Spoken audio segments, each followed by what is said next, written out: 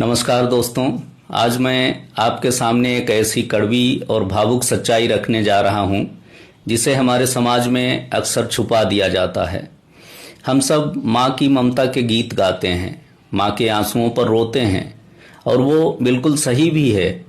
लेकिन आज मैं बात करने आया हूँ परिवार के उस स्तंभ की जो कभी रोता नहीं, जो कभी अपनी तकलीफें दिखाता नहीं, जिसे हम पिता या बाबूजी कहते हैं। आज की ये कहानी हर उस बेटे और बेटी को सुननी चाहिए जो सोचते हैं कि उनके पिता उनके लिए कुछ नहीं करते। ये कहानी शायद आपके सोचने का नज़रिया और अपने पिता को देखने का चश्मा हमेशा के लिए बदल दे।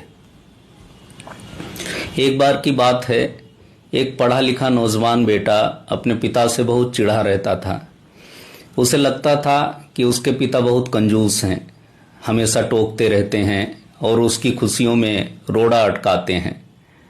एक दिन जब बेटे को अपनी कंपनी से बहुत अच्छा बोनस मिला तो उसने घर आकर बड़े गर्व से कहा, बाबूजी, आज मैंने अपनी पसंद की एक बहुत महंगी ब्रांडेड घड़ी खरीदी है, देखिए कितनी शानदार है।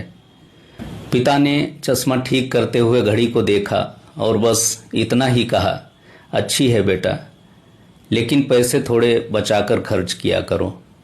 बेटा चिढ़ गया। उसने गुस्से में कहा, बाबूजी, आप हमेशा पैसों के पीछे क्यों पड़े रहते हैं? जब देखो तब कंजूसी। आपने अपनी पूरी जिंदगी में किया ही क्या है?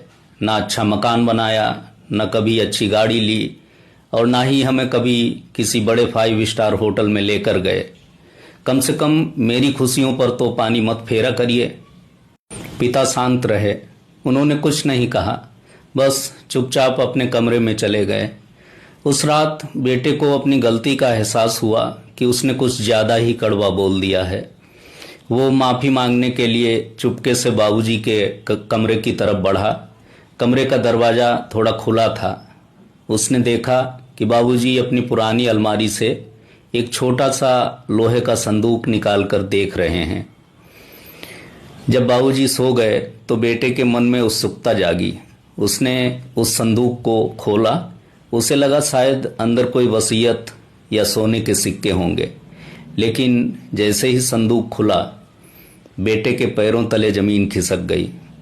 उस संदूक में कोई खजाना नहीं था। उसमें रखे थे बाबूजी के 10 साल पुराने फटे हुए जूते, एक पुरानी बनियान जिसमें कई जगह रफू किया हुआ था और कुछ मुड़े तुड़े कागजात। जब बेटे ने उन कागजात को खोलकर देखा तो वो उसकी स्कूल और कॉलेज की महंगी फीस की रसीदें थीं। उसकी बीमारियों के समय डॉक्टरों के पर्चे थे और एक पुराना लोन का कागज था जो पिता ने उसकी पढ़ाई के लिए अपनी जमीन गिरवी रख कर लिया था। उस बेटे की आंखों में टप टप आंसू बहने लगे। उसे समझ आ गया कि जिस पिता को वो कंजूस समझ रहा था वो दरअसल कंजूस नहीं थे। वो पिता अपनी फटी हुई बनियान और फटे हुए जूतों में इसलिए घूमता रहा ताकि उसके बेटे के पैरों में कभी कांटा ना चुभे। उन्होंने कभी खुद महंगी गाड़ी या 5 स्टार होटल का सुख इसलिए नहीं लिया क्योंकि उनके जीवन का सबसे बड़ा 5 स्टार सपना उनके बच्चे की कामयाबी थी।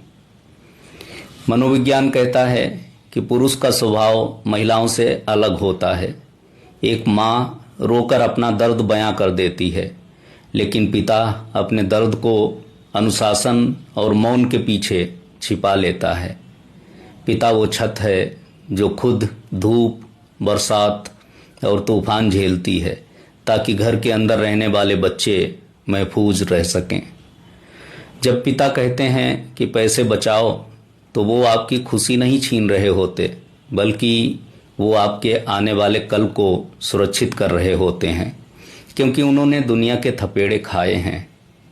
मेरे प्यारे दोस्तों, विशेषकर आज की युवा पीढ़ी, याद रखिए, माता पिता की कीमत उनके जिंदा रहते समझ आ जाए तो वो श्राद्ध और तर्पण से कहीं बढ़कर है। जब तक आपके बाबूजी आपके सिर पर हाथ रखने के लिए जिंदा हैं, आप दुनिया के सबसे अमीर इंसान हैं। उनकी सफ़ेद होती दाढ़ी, उनके चेहरे की झुर्रियाँ और उनके कांपते हाथ इस बात की गवाही हैं कि उन्होंने अपनी जवानी आपके भविष्य के चूल्हे में झोंक दी है। उनके सीधेपन या उनकी पुरानी सोच का मजाक मत उड़ाइए। उनके पास बैठिए, उनके कंधे पर हाथ रखिए और कभी कहिए, बाबूजी, आपने हमारे लिए बहुत कुछ किया है, अब आपकी जिम्मेदारी मेरी है। यकीन मानिए, उनके बूढ़े दिल को जो सुकून मिलेगा वो दुनिया की किसी दौलत से नहीं मिल सकता। आज मैं आपसे कोई बनावटी बात नहीं कहूँगा। अगर इस कहानी ने आपके दिल को छुआ हो तो कमेंट बॉक्स में अपने बाबूजी के लिए 2 शब्द जरूर लिखिएगा। मैं देखना चाहता हूँ कि कितने बच्चे अपने पिता से सच्चा प्यार करते हैं। पारिवारिक रिश्तों, मानसिक शांति और वेलनेस से जुड़े ऐसे ही भावुक और सच्चे विचारों के लिए हमारे इस पेज को अभी फॉलो करें। और हाँ, इस वीडियो को अपने भाइयों और दोस्तों के साथ व्हाट्सएप पर ज़रूर शेयर कीजिएगा। अगर मुमकिन हो तो आज ही जाकर अपने पिता के पैर छूकर आशीर्वाद लीजिएगा। सजग रहिए, अपनों से जुड़े रहिए। धन्यवाद। जय हिंद।